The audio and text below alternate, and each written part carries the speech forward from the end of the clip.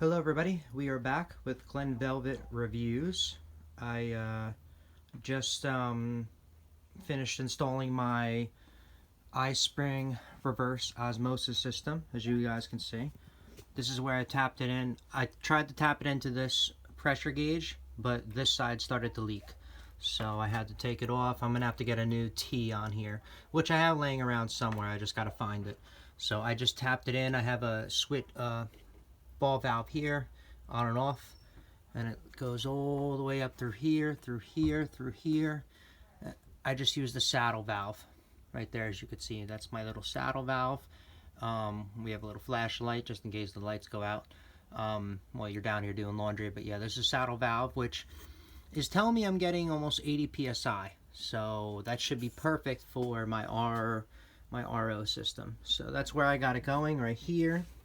The blue line I have running into here. This is stage 1, obviously, stage 2, stage 3. Here it comes out, the red goes. I had to flush the system. Make sure you flush it. I flushed it from this side into a bucket. You got to pick what side you can flush it from. Goes back into here. This is the membrane. Comes out.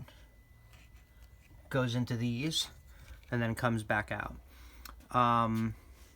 That's it. That's all it does. And this yellow part goes to the tank.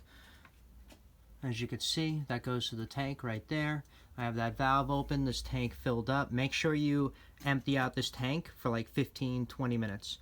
I emptied out the tank for not that long and kind of got nasty water out of it for the first 5 minutes. And then it was fine. Everything's fine after that. So here's my little thing, stage 1 installed, and I wrote the date.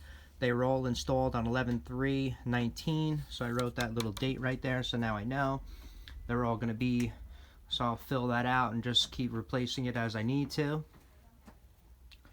And then this is my dump valve right here. You probably won't be able to tell the difference, but yeah, my dump valve goes here, which is here, and my dump valve goes right into there, and that's where my dump valve goes. That's where my laundry enters, my laundry drains, so it was very easy for me to put it there. I didn't have to use a saddle valve. You might have to use a saddle.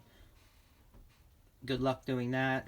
I didn't have to. Mine's pumping right into the drain that I use for my laundry, because that's where I installed it.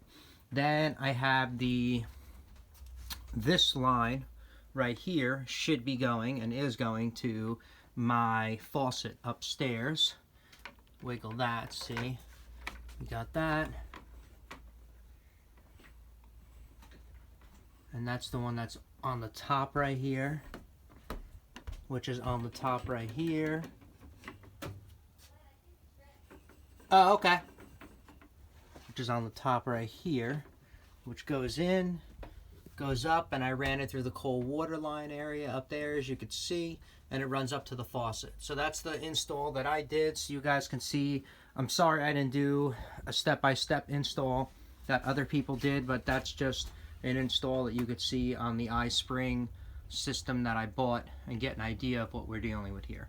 So that's kind of my install. That's where I put it down here, because I need this water also for my fish tank, and that's going to be on the other side of the wall. I'll show you how I'm going to plumb that later on. But for now, this is going to just bring water upstairs. My mom is going to be able to have RO water, which is going to be great. And I tasted the difference, and it really tastes, already it tastes better than what tap water tastes like. You could taste all the impurities out of it. It tastes very plain. So I kind of like that instead of that nasty taste that you were getting. So mind that other filter that's standing up there. That was for my dog when we used to give him filtered water, but now we don't give him filtered water. Well, we do, but we give him filtered water from the fridge, so that doesn't count. This filter right here is nothing. All right, so that's a little review just to see what's up, give you an idea. That's it. Thank you for watching Glen Velvet Reviews. Please subscribe and comment below. Always helpful. And have a good day. Enjoy. Bye-bye.